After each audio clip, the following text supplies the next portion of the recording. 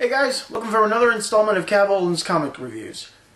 Today there's nothing new, mostly enough because one, it's the holiday season. I'm trying to cut back on spending anything and save up my pennies for Christmas gifts and stuff. Besides, there wasn't anything really that piqued my interest, and for some strange reason they pushed back Deadpool again for another 2 weeks.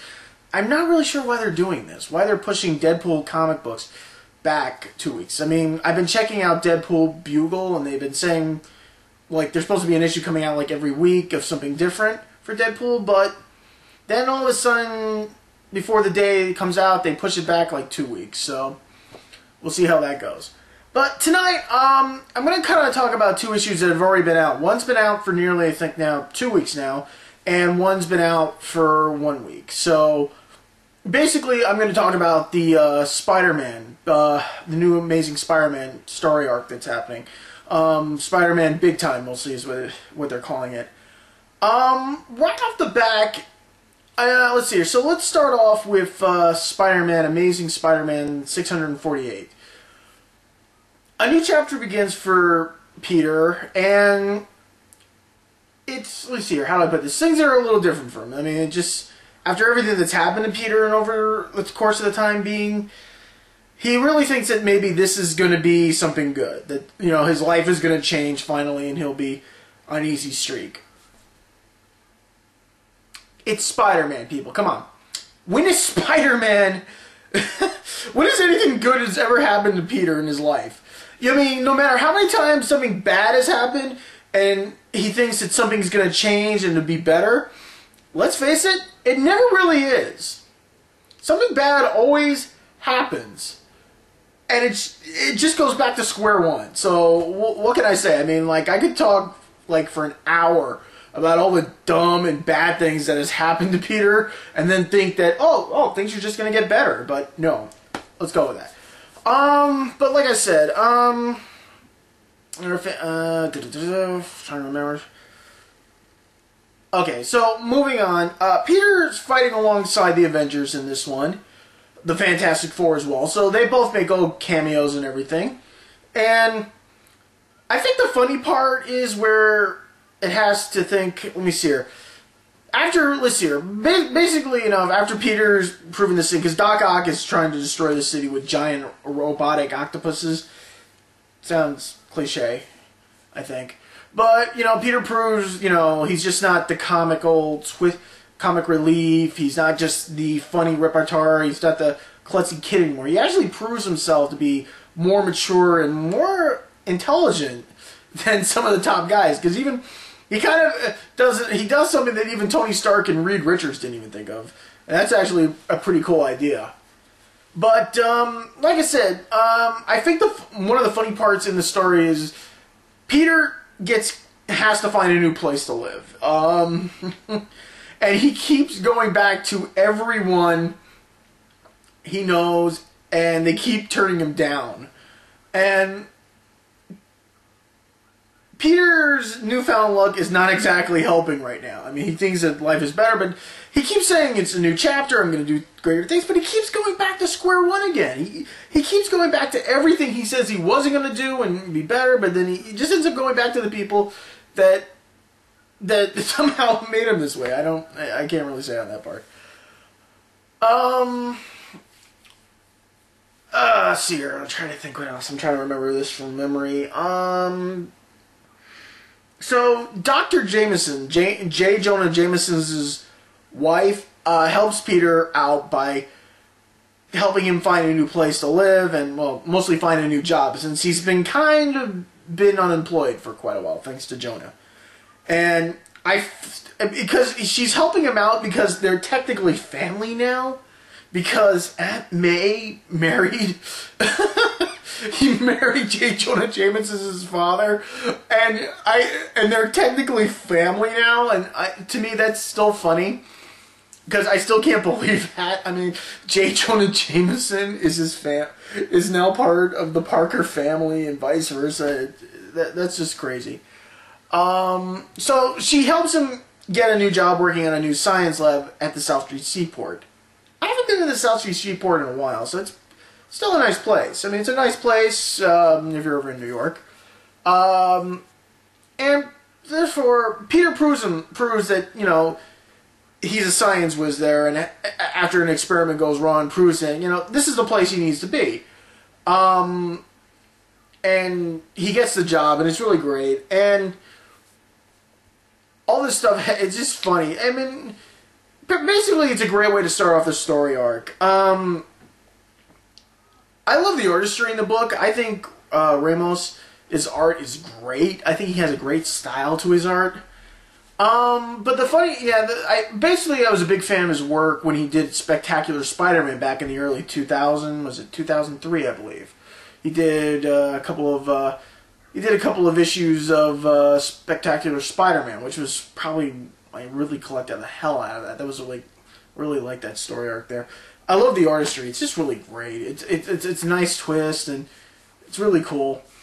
So, yeah. Jeez, my back. You know what? I've been doing this review sitting down for quite a while. I need a change. I need a change of scenery. I want to do this standing up. Hang on. Jeez, that's better. Jeez, I've been doing my review sitting down way too long, and it's really been hurting my back. Not to mention, I slouched way too much. That's so much better. Yeah. Okay, so moving on. Yeah, God, change of scenery is good for the soul. Yeah, someone once said that. Whoever said that was a smart person. So moving on. Spider-Man 649.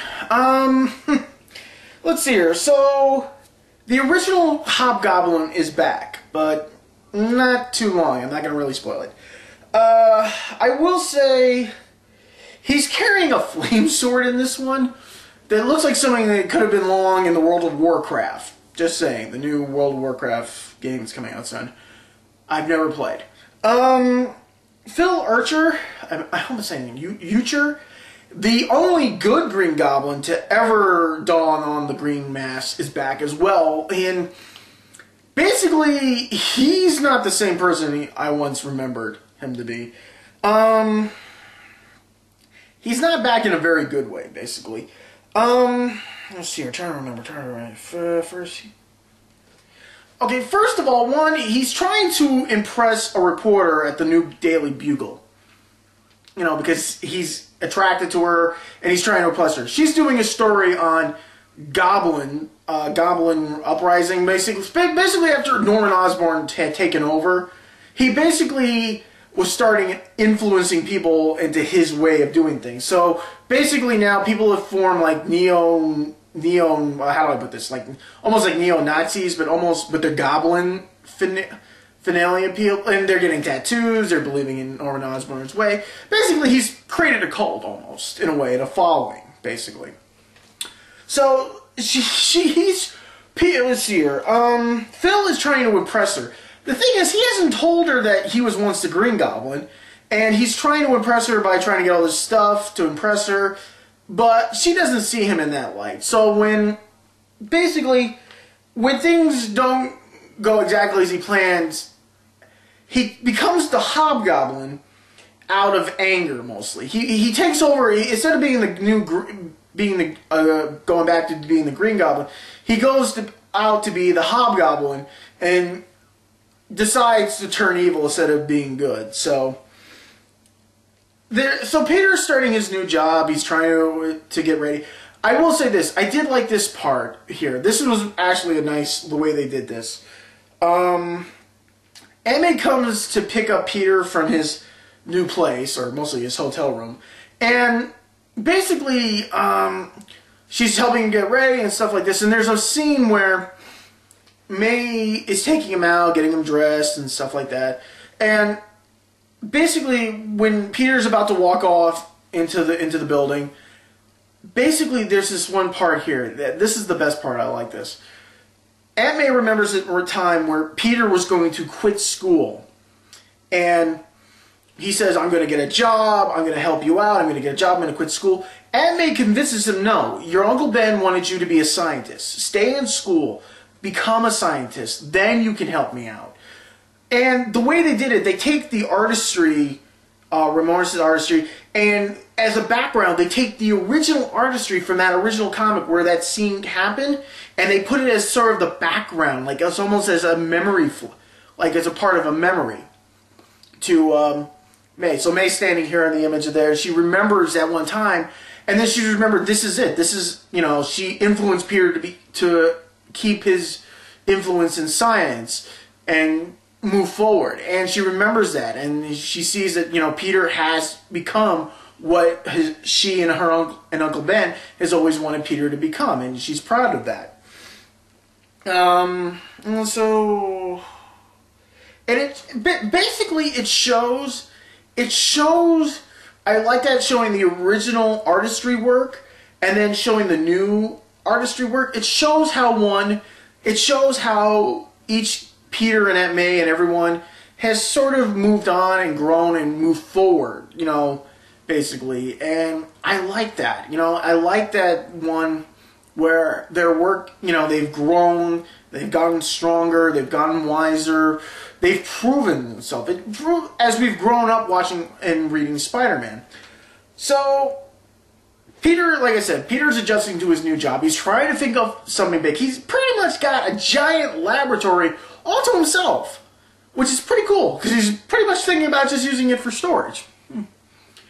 And so the Hobgoblin shows up, and with Phil and his ability to use a sonic laugh that he produces, he basically mobilizes Spider-Man, and they leave it as a cliffhanger about him about to kill him. So we'll see how things go for the rest of this. Like I said, I like the artistry in this. I like Reyes. I hope I'm saying that right. I really am bad with names. I love Reyes' artwork for this. I think it's a good arc. I think it's a great way to move forward after everything that's happened with previous Spider-Mans, like him making a deal with the devil. I will get to that. I swear to God. That is so bugging the shit out of me. I swear. But like I said, we'll leave that for another time. So basically, that's it for tonight. Hopefully we'll see what's out for next week. I'll have to check the newsletter I get from my comic book shop to see if anything good is coming out, since no Deadpool's coming out until the 15th. Which is actually kind of a good thing, because that's actually my birthday, so I get all those cool Deadpool comics. But I'll have to pay for them, and that's not really a birthday present. Unless, you know, somebody gives me money and I'll, yeah. Okay, so, yeah, so like I said, 2 weeks we'll have some Deadpool up. We'll see what's coming out next week, so, and go from there. So that's it for the night. I hope you guys enjoy. Thanks.